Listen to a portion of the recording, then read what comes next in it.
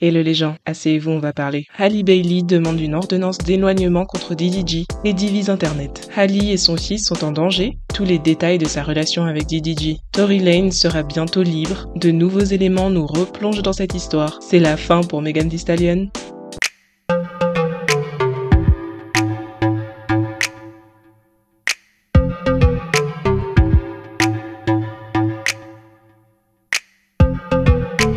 Alors, bientôt libre, c'est un grand mot, je vous le dis tout de suite. Mais ces derniers jours ont été particulièrement intéressants dans l'affaire Tory Lanez Megan Thee Stallion. Tory est actuellement en prison, a purgé sa peine de 10 ans. Depuis le verdict, il a changé d'avocat et se bat pour présenter son cas en appel. Il avait déjà détaillé les incohérences de son procès, principalement le fait qu'on n'a pas retrouvé son ADN sur l'arme, on a retrouvé des résidus de poudre sur Tory et Kelsey, pourtant on a seulement testé l'ADN de Tory. Les témoignages clés qui contredisaient la version du procureur ont été ignorés. Tory n'a jamais cessé de clamer son innocence et il a sorti un album où il revient encore sur cette histoire. De son côté, Megan avait engagé des poursuites pour cyberharcèlement contre Milagro, une blogueuse US. Megan soutient que Milagro était payée par Tory pour diffuser certaines narratives à propos d'elle et pour la harceler régulièrement. Les avocats de Megan ont tenté d'interroger Tory depuis sa cellule dans le cadre de cette plainte. Megan a aussi lancé des pics à Tory dans ses chansons. Tout ça pour dire que les affrontements par avocats et réseaux sociaux interposés entre Megan et Tory n'ont plus ou moins jamais cessé depuis le verdict. Maintenant, c'est pas il y a une semaine, on apprend que Tory s'est fait poignarder en prison. Et pas juste un peu. Au départ, c'est TMZ qui rapporte l'info. Et ils disent direct que même si c'est une agression violente, le pronostic vital n'est pas engagé. Son équipe publie une déclaration sur son compte Insta.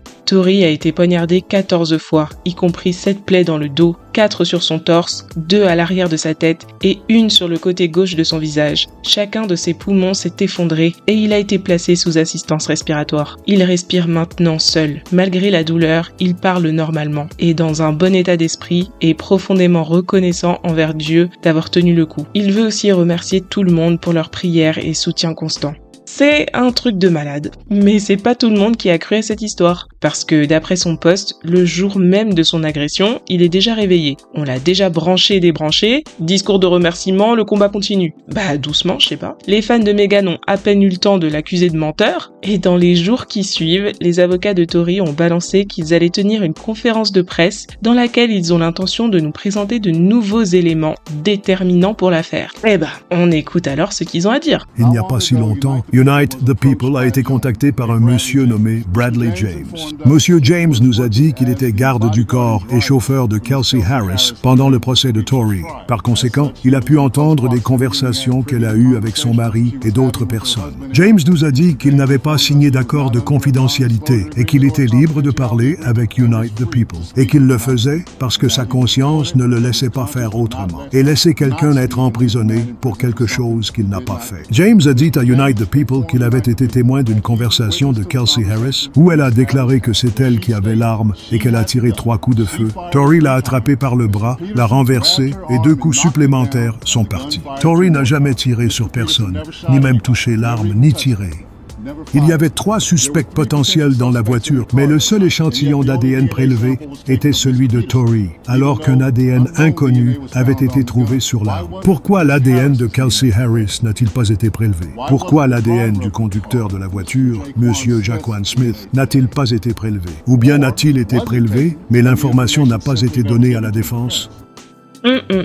C'est donc le garde du corps de Kelsey qui est prêt à témoigner qu'il a entendu Kelsey dire que c'est elle qui a tiré. Vous vous rendez compte qu'il y avait 5 personnes présentes ce jour-là, 4 dans la voiture et 1 passant dans la rue. Sur ces 5 personnes, 3 disent la même version. Le passant, le chauffeur et maintenant Kelsey, si on en croit son garde du corps. Megan a donné une version que jusqu'à aujourd'hui personne n'a confirmée. Les gens qui se lèvent encore pour défendre son témoignage, vous avez un sacré boulot qui vous attend. Pensez à vous hydrater. Avec les nouveaux éléments que Tory a en sa possession, en plus des incohérences du procès qu'il avait déjà soulevées, ça peut effectivement être déterminant. Tellement que ça donne envie de s'intéresser de plus près à cette histoire d'agression. Pour les avocats de Tory, la timeline est beaucoup trop suspecte. The timing Le timing de ces événements pose des questions troublantes pour moi. Après avoir passé plus de 2 ans en prison sans incident, Tory a été poignardé 14 fois, quelques jours seulement après que l'équipe de Megan Pitt, l'ancien procureur George Gascon et Kelsey Harris ont été contactés par un grand média pour leur parler des nouveaux éléments de preuve dans cette affaire. Vous n'avez pas besoin de croire aux conspirations pour voir un schéma répétitif. Alors que les preuves étaient sur le point de faire surface, Tory a failli être tué. Très bizarre tout ça. Pourtant, dans l'état actuel des choses, ces éléments n'ont aucun poids dans une éventuelle libération de Tory. La juriste Megan Cuniff, qui suit cette affaire depuis le début, a réagi. Elle a toujours été plutôt pro-Megan, il faut le dire. Voilà mon avis sur Tory Lanez. La violence dans nos prisons est horrifiante. C'est pas drôle du tout ce qui s'est passé, et non, il ne le méritait pas. La déclaration à propos de nouvelles preuves n'a pas été soumise dans le dossier de l'appel. Jusqu'à ce que ce soit le cas, cela ne va pas jouer sur quoi que ce soit. Quelqu'un dit, donc en gros, ils rendent ça public juste pour que les gens continuent de harceler Megan, pas vraiment pour l'aider. Megan Cuniff répond, aussi Kelsey, ils veulent que les gens la harcèlent elle aussi.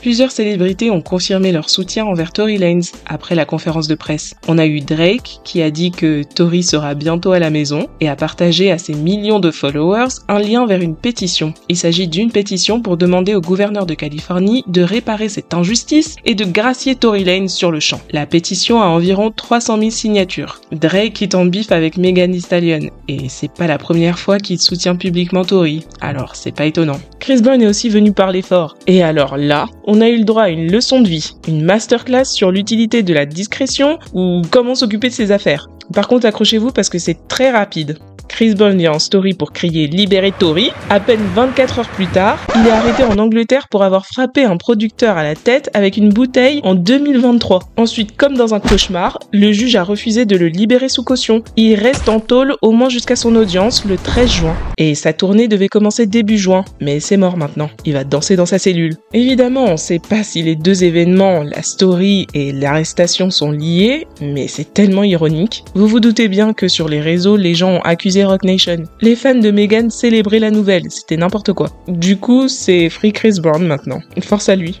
Vous savez, il y a beaucoup de célébrités qui soutiennent Tory et qui osent le dire, ce qui est assez surprenant dans une affaire comme celle-ci. Personne ne veut parler clairement, mais ils font des sous-entendus comme s'ils avaient des infos en interne. Parmi eux, Jason Lee, le blogueur, patron du média Hollywood Unlocked. Il a toujours dit qu'il croyait pas Megan. Entre parenthèses, c'est un des meilleurs amis blogueurs de Cardi B, donc c'est assez gênant.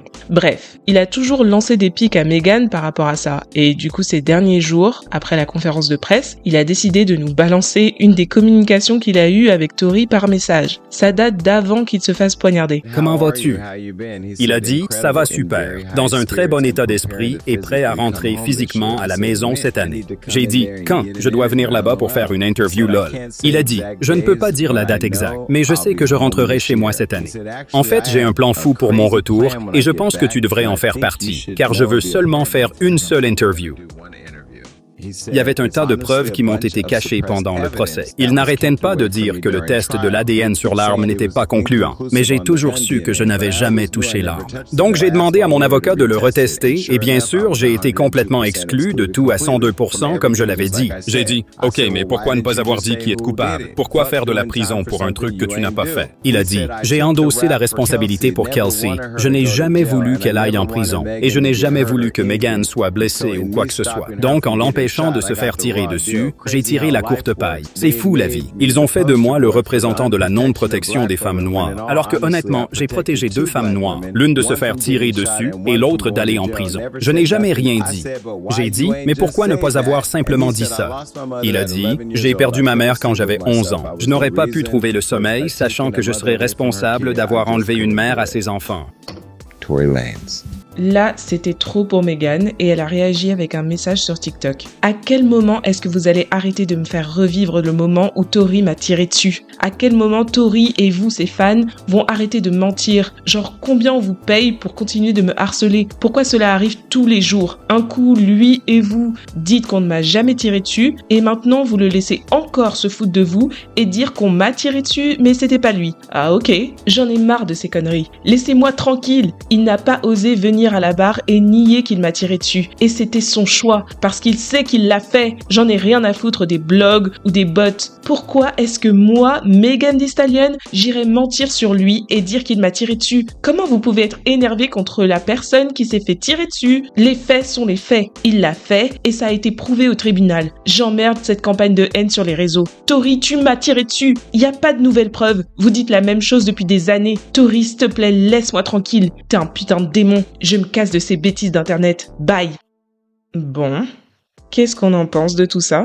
Perso, vous connaissez sans doute déjà mon avis sur cette histoire. Et elle peut bien parler comme elle a envie, mais désolé, ça fait bien longtemps que je crois plus Megan, parce qu'elle a toujours disséminé des parties importantes de l'histoire, tout en nous accusant d'être carrément misogyne et raciste si on la croyait pas. Genre on essaye de savoir qui a tiré, elle nous dit que c'est Tory, mais elle cache qu'elle s'est battue avec Kelsey juste avant. Pourquoi? Parce que si elle nous disait ça, il aurait fallu qu'elle nous dise la raison de la bagarre. Et la raison, c'est qu'elle a couché avec le crush de sa meilleure amie. Et Megan ne voulait pas assumer ça. Mais à la limite, vous me direz pourquoi c'est si important pour nous de le savoir. Mais parce que, au-delà de lui donner une mauvaise image, c'est surtout la preuve que Kelsey était très en colère contre Megan ce soir-là. Et avait un mobile pour tirer. Et Megan a délibérément dissimulé cette information.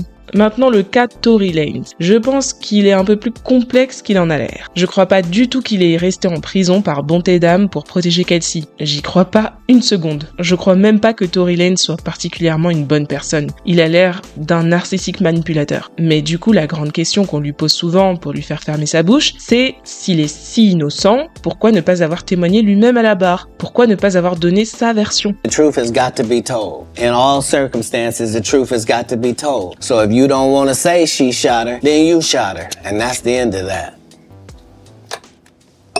Oh. Il y a très longtemps, j'avais fait une vidéo dans laquelle je vous disais que je pense avoir compris toute cette histoire. C'était pas une théorie révolutionnaire. En fait, je rejoins totalement la version du chauffeur, mais je trouve que lorsque l'on change notre perspective sur un élément, c'est là que tout prend du sens. Voici la théorie que j'avais écrite en commentaire il y a déjà 1 an. Peut-être que certains l'ont déjà lu. D'abord, il faut changer de perspective et garder une chose en tête. C'est pas Megan qui a attaqué Tory en justice. Megan n'était qu'un témoin lors du procès. C'est le procureur qui a poursuivi Tory. Le système judiciaire aux US est pas très net, comme dans beaucoup d'autres pays, mais en tout cas, les procureurs cherchent pas toujours la justice. Ils veulent des procès qu'ils pourront gagner pour compléter leur taux de réussite. Donc ils construisent des dossiers dans ce but-là. Ici, ils ont le cas parfait. Tory, un étranger délinquant récidiviste, mêlé à une histoire de fusillade dans les quartiers chics de LA. Pour gagner le procès, il faut une victime et un coupable, rien d'autre. Du coup, on neutralise Kelsey, accorde d'immunité, on n'écoute pas trop le témoignage du passant qui disait avoir vu Megan et Kelsey se battre, on s'arrange pour que le garde du corps ne témoigne pas au procès, c'était la seule personne présente dans la voiture qui n'est ni victime ni suspect, et on le fait pas témoigner. Bizarre. Tory s'est fait niquer par le système, mais faut pas négliger le rôle de Roc Nation. Ils savaient que Tory allait plonger, et ils ont tourné ça à leur avantage. C'est ça la partie sombre. Tory n'a pas vraiment tiré sur Megan. La version du garde du corps est la bonne. Tory et Kelsey se sont battus sur le gun et les coups sont partis comme ça. Et Megan a reçu des fragments de balles et des bris de glace, peut-être même seulement des bris de glace. Mais dans ce genre de cas, la personne qui tire peut quand même être incriminée car elle est responsable des blessures de façon indirecte. On sait que Roc Nation a menacé Kelsey de sortir une sextape d'elle si elle parlait. On sait que Roc Nation a contacté Tory juste après la fusillade pour lui mettre un coup de pression afin qu'il ne fasse pas de communiqué officiel. Megan savait très bien dans quelles circonstances la dispute a éclaté et sa part de responsabilité et comment les coups sont partis. Mais en accusant Tory, et seulement Tory, elle remplit son deal avec le procureur. Elle lui donne la victime dont il a besoin pour son dossier et elle a terminé de sceller le sort de Tory. Mais le vrai avantage pour elle, il aurait dû être sur le plan médiatique. Roc Nation a mis les grands moyens pour la mettre en avant dans les médias, campagne de pub, awards,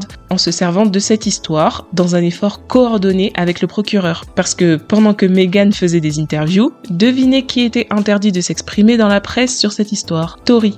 Ma théorie explique plusieurs choses. Pourquoi Megan n'a pas tout de suite accusé Tory? Il fallait le temps que le procureur partage ses intentions avec Roc Nation. Pourquoi Kelsey n'a jamais voulu accuser Tory? Et pourquoi elle a pris un accord d'immunité? Parce qu'elle sait qu'elle est aussi responsable. Pourquoi Tory n'est pas venu à la barre lors du procès? Parce que s'il avoue qu'il a tiré, mais accidentellement, il avoue quand même le crime. Et c'est très facile ensuite de convaincre les jurés que c'était pas un accident. Et pourquoi les fragments de balles qui ont été retirés des pieds de Megan n'ont pas pu être présentés au procès car ils auraient été perdus à l'hôpital. Voilà, donc Tory n'est pas complètement innocent, il détenait une arme illégalement, il était dans le triangle amoureux avec Meghan et Kelsey, il était totalement bourré, mais je crois pas qu'il ait voulu tirer sur Meghan. Les coups sont partis car il tentait de désarmer Kelsey. Voilà, ça c'était ma théorie. Et mon avis est toujours plus ou moins le même. J'ajouterais juste que c'est le procureur qui a la charge de la preuve. Tory n'a aucun intérêt à venir à la barre pour avouer lui-même une partie des charges, comme la détention d'une arme non enregistrée, d'autant plus s'il prétend ne même pas avoir touché l'arme. Le procureur a même pas osé tester ses empreintes sur l'arme pour pas risquer de faire un remake du gant de O.J. Simpson. Tory a aussi aucun intérêt à venir à la barre pour que le procureur lui parle de ses histoires de violences domestiques dans ses précédentes relations et le décrédibilise. Les jurés étaient censés condamner Tory au-delà du doute raisonnable. Et le moins qu'on puisse dire, c'est que le doute est encore bien présent dans cette affaire. Alors comme ça, DDG est un tabasseur de femmes. Bah bravo. Bon, vous connaissez la chanson. Pour l'instant, on n'a qu'une seule version, alors n'allons pas trop vite dans les conclusions. La news est sortie la semaine dernière que Ali a demandé une ordonnance d'éloignement au juge contre DDG pour cause de violences domestiques et le juge a accepté sa demande. C'est ainsi que l'on découvre le dossier qu'elle a soumis au juge avec tous les pires détails. En plus de la protection, elle demande aussi la garde de leur enfant Halo. Là, c'est plus le jeu des streams et des buzz sur internet. Depuis là qu'elle parlait plus, Ali écrivait sa lettre au juge calmement. Globalement, elle se plaint du fait que la coparentalité avec DDG est très difficile. Il refuse d'arranger un emploi du temps fixe pour la garde de leur fils, il veut prendre Halo quand ça le chante, et quand il le prend, il ne dit pas quand est-ce qu'il compte le ramener. Quand il le prend, c'est souvent sa mère qui s'occupe de Halo à sa place. En plus de ça, il y a les violences verbales, physiques, psychologiques, tout ça devant Halo. Il l'insulte, il l'a frappée comme on va le voir, il utilise sa fanbase pour mener des campagnes de cyberharcèlement sur elle, il s'introduit chez elle en son absence, genre un vrai fou. En gros, c'est ça. Dans le détail, elle raconte plusieurs incidents. Le 18 janvier 2025, DDG a appelé pour venir chercher Halo le jour même. Elle accepte. Arrivée sur place, elle lui demande quand est-ce qu'il va ramener le gosse. Il veut pas dire. Il refuse encore de mettre en place un emploi du temps. Elle l'accompagne vite fait à la voiture de DDG pour mettre Halo dans son siège auto. Elle sort en mode sans chaussures, sa porte d'entrée ouverte. C'était vraiment juste pour mettre l'enfant dans la voiture. Elle est dans la voiture, à l'arrière. DDG s'énerve sur elle. Daryl n'arrêtait pas de dire « Dégage de ma voiture, pétasse !» Halo pleurait. Je lui ai demandé plusieurs fois de ne pas m'appeler pétasse. Je me sentais nerveuse qu'il parte avec Halo alors qu'il était très agité. Je n'étais pas sereine de laisser mon bébé avec lui dans cet état. Je voulais aussi savoir quand est-ce qu'il allait ramener Halo. Il ne voulait pas me dire. Cette dispute a ensuite escaladé. Ensuite, on en est venu aux mains. On s'est battu, on a lutté dans tous les sens. À un moment, Daryl m'a tiré les cheveux. Il a ensuite frappé mon visage contre le volant, me brisant ainsi la dent. Ça lui a fait très mal. Ça a un peu calmé la bagarre. Ali voulait sortir de la voiture avec son fils, mais elle était maintenant coincée. DDG lui a dit « Ok, comme tu veux pas sortir, on part tous ensemble ». Il a roulé jusqu'à chez lui. Arrivé là-bas, la famille de DDG ne l'a pas vraiment soutenu. Ils lui ont dit « Écoute, mieux tu pars, tu laisses l'enfant ici ». Elle avait des marques sur le corps et la dent cassée. Photo à l'appui. I'm going for my regular cleaning and also because I chipped my tooth and I'm just a little... Autre épisode de DDG le Stalker, le 3 mars 2025. DDG gardait Halo et devait le ramener à 15h. Sauf que le gars décide de se pointer vers midi. Ali était pas là et DDG est rentré par réfraction dans sa maison. Il est monté dans sa chambre et il lui a envoyé des messages bizarres. Moi et Halo sommes à la porte d'entrée. Tu peux répondre? Si t'es pas là, dis seulement ça. Il prend en photo sa chambre et lui dit « Ah, maintenant je sais ce que tu trafiques. Lol. Tu peux récupérer Halo auprès de George. Je dois aller travailler. » Son petit commentaire, c'était genre un sous-entendu que Ali couche avec un autre gars. Ali raconte aussi les coulisses de l'épisode Free Halo. Vous vous rappelez qu'il y a plusieurs mois, DDG avait sorti la storyline que Ali ne voulait pas le laisser voir son fils. Il nous avait dit que Halo était malade et qu'il aurait voulu s'occuper de lui, mais Ali refuse. Il a tenté d'aller le chercher, mais on l'a barré arrivé sur place. D'après lui, c'était pas la première fois qu'on l'empêchait de voir son gosse. C'est ainsi qu'on a eu le droit au banger de l'année.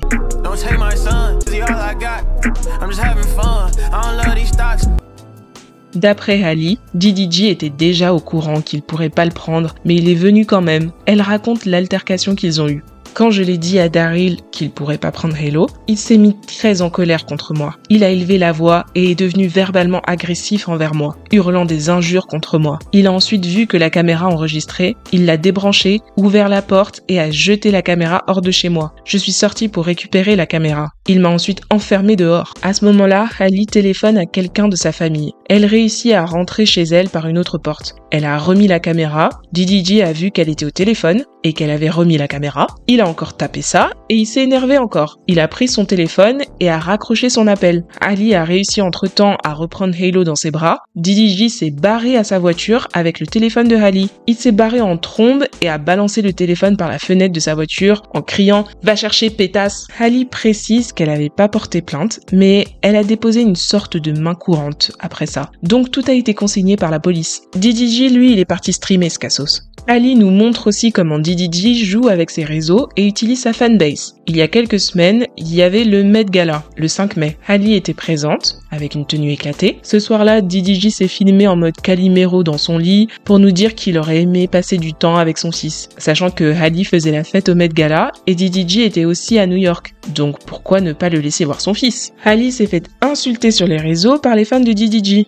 Mais finalement, la version de Ali prend l'escalier. Elle nous montre le screenshot de sa conversation avec la maman de DDG. Ali essaye de s'organiser car elle sait qu'elle quitte LA pour aller au Met Gala à New York. Le 21 avril, elle discute avec la mère pour proposer de prendre Halo. « Salut, je voulais juste te tenir informé. Je serai de retour le 11 mai finalement. Je n'ai pas eu de nouvelles de DDG à propos de venir prendre Halo plus tard dans la semaine, comme on en avait brièvement parlé. S'il sera en ville, est-ce que vous voulez la voir le 27 avril ? Et le ramener le 4 mai. Sinon, je peux le garder jusqu'à ce qu'on soit de retour, mais je voulais juste te faire savoir qu'on sera de retour le 11. La mère part demander à DDG et elle revient pour dire que DDG préfère attendre que Ali et Halo soient revenus sur Los Angeles le 11 mai. C'est donc super bizarre que DDG prenne sa bouche le soir du Met Gala, le 5 mai, pour dire encore que Ali séquestre son fils. Dernière preuve que DDG est un stalker, les histoires autour du récent voyage de Ali. Après le Met, du 9 au 11 mai, Ali a voyagé avec sa sœur, et avec Halo du coup, à Sainte-Lucie. Les rumeurs ont circulé comme quoi elle serait en voyage avec un gars, Brent Faiyaz. Ça confirme en gros les rumeurs de Ali et Brent Faiyaz. Empêcher DDG de voir Halo pendant que Brent joue les beaux-pères à Sainte-Lucie, c'est du sale. DDG lui envoie le tweet par message et commence à craquer. Il a écrit en gros « Ce cassos, il veut jouer ». Genre « Ah ouais, c'est comme ça ». Tu penses que tu me fais du mal, mais en vrai tu détruis juste ta propre image. Ça donne pas une bonne image du tout. Ça te donne l'air dégoûtante et mauvaise. Profite de tes vacances. Joyeuse fête des mères. Mais garde juste la même énergie quand ce sera mon tour de la voir. Je ferai la même chose. Ali lui a répondu « Daryl, n'es-tu pas fatigué de me harceler? Tu inventes un nouveau mensonge sur moi tous les jours. Je suis à Sainte-Lucie et je m'amuse avec Chermay et Chloé, pas avec un homme. Je ne ferai pas ça, je suis avec Halo. J'ai dit à ta mère que je serai avec ma sœur la semaine dernière. S'il te plaît, laisse-moi profiter de ma fête des mères en paix. J'espère que tu vas bien et que tu iras bientôt mieux. » Avec toutes ces déclarations et les preuves qu'elle a apportées, les photos, les screens, mais aussi les vidéos de la caméra de surveillance qu'on n'a pas pu voir, le juge a décidé de lui accorder son ordonnance d'éloignement. DDG était choqué de cette décision. What? Oh, fuck. Fuck all that. Fuck all that. Don't even. That can't even be real. Fuck all that, bro. Fuck all that. But that can't even be real. But, that's the thing. But don't even. But you know what we talked about last night? Fuck all that. Let me say something. It's not. No, I'm saying, but I don't know where that even came from. Yo, stop these fake allegations. This is a father. This is a real person. It's a good human being. But I don't. But hey, bro, we on stream, bro. Le juge a aussi donné la garde exclusive temporaire à Ali, au moins jusqu'à l'audience, le 4 juin. Mais de toute façon, Ali va partir en tournage le 7 juin pendant 2 mois et elle a demandé de pouvoir emmener Halo. DDG n'a plus le droit d'approcher Ali et il peut plus parler d'elle ni de leur fils sur les réseaux. Plus de stream, plus de YouTube, Snapchat, TikTok, peu importe, gratter le buzz sur le dos d'un bébé, c'est fini tout ça. Comme lui, il peut plus parler, la famille de DDG a réagi. Sa mère veut que Jésus intervienne. Elle a aussi fait une story. D'habitude, je ne fais pas de commentaires. Je ne dis rien sur internet, même avec toute la négativité, tous les mensonges et la haine envers les miens. Cependant, ces accusations me font réaliser que j'ai été silencieuse trop longtemps. Vous la voyez parler comme ça, vous pouvez croire qu'elle a dit quelque chose de concret après. Non, c'était tout. Le frère de DDG voulait pleurer devant nous, car c'est tellement pas ce qu'on croit. DDG se lamente tous les jours auprès de lui qu'il peut pas voir son fils. Pour lui, c'est clair que tout ça, c'est parce que DDG et Ali ne s'entendent pas. Pareil pour la sœur, c'est tous des streamers là-bas chez lui. La sœur a dit que le diable travaille, mais Dieu travaille plus dur. Elle a dit qu'on sait rien du tout de tout tout ce qui se passe et DDG est trop gentil. C'est ainsi que la sœur partage des vidéos des réseaux qui veulent montrer que Ali, c'est pas ce qu'on croit. Clairement, chacun a choisi son terrain. Ali est au tribunal et DDG veut rester sur les réseaux. On verra qui va gagner quoi. Dans mes relations, je pense que j'ai un style d'attachement anxieux. Tout le monde sait que je suis bélier. Je suis un signe du feu. Je suis très passionnée. J'ai l'air gentille et naïve sur Internet, mais vous ne savez pas que je me bagarre avec mes cris, mes paroles, tout. Je suis forte pour ça. Si je dois crier ou remettre quelqu'un à sa place, c'est ce que je vais faire. C'est comme ça que je suis. Je n'ai jamais créé du drama à mon mec pour rien.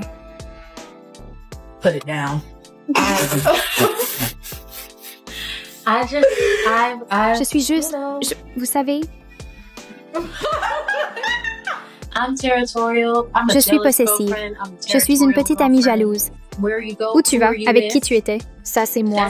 Moi, je suis désolée de vous le dire, mais cette histoire n'est pas si simple que ça. Rien n'est jamais simple avec ces stars-là. Ali est effectivement un peu beaucoup ratchet sur les bords. On l'avait compris depuis le temps. Sauf qu'elle l'assume pas. C'est le genre de personne qui te raconte ses embrouilles en gardant que ce que l'autre personne a fait. Ça s'est déjà vérifié par le passé. Si l'épisode de la tête sur le volant s'est passé exactement comme elle le dit, ça va. Mais il y a des trous dans sa narration. L'épisode du Met Gala, c'est pareil. Elle prouve assez efficacement que DDG a refusé de voir son fils juste avant d'aller se plaindre sur les réseaux. Mais en mars dernier, DDG nous avait dit que Ali refuse qu'il voyage avec Halo. Elle le redit d'ailleurs dans sa lettre au juge. Elle demande au juge d'officiellement interdire que DDG sorte du comté de Los Angeles avec Halo sans sa permission. Donc là, DDG savait qu'il devait être à New York à cette période et qu'il peut voir Halo que s'il est à Los Angeles. Donc, on pourrait avancer qu'il dit non à Ali à cause de ça, à cause des règles qu'elle lui a imposées. Et Ali décide ensuite d'utiliser ça pour s'en servir contre lui. Brent Faiyaz, c'est aussi bizarre. DJ Academic avait balancé que Brent est un gars avec qui Ali avait trompé DDG pendant qu'ils étaient ensemble. Bon, faut savoir que DJ Academics est proche de DDG et extrêmement de mauvaise foi dans cette histoire. Donc est-ce qu'on peut croire ce qu'il dit? Je sais pas. Mais en tout cas, on pourrait se dire que Ali ment et qu'elle a effectivement amené Brent en vacances et fait passer DDG pour un fou. Si en plus le Brent était une des causes de leur rupture et que maintenant elle le ramène près de son fils, on comprend d'autant plus pourquoi il vrille. Sans compter que le screenshot de son message est bizarre. Pourquoi on voit pas la continuité de sa conversation avec DDG?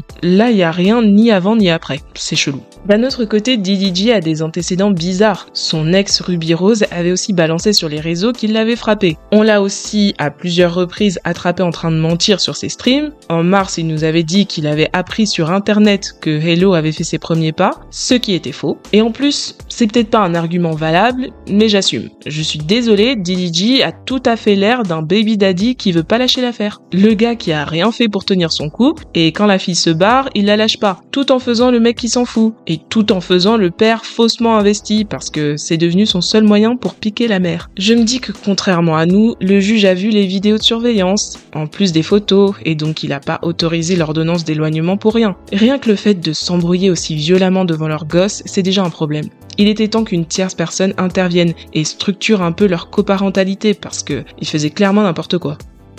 Dites en commentaire ce que vous pensez de la vidéo. Est-ce que vous êtes surpris des déclarations de Ali? Le juge a eu raison de trancher en sa faveur. Le nouveau témoignage de Tori, ça change quelque chose pour vous? Est-ce que cette histoire vous paraît logique maintenant? Megan Thee Stallion est finalement menteuse ou pas? Allez, on se parle en commentaire.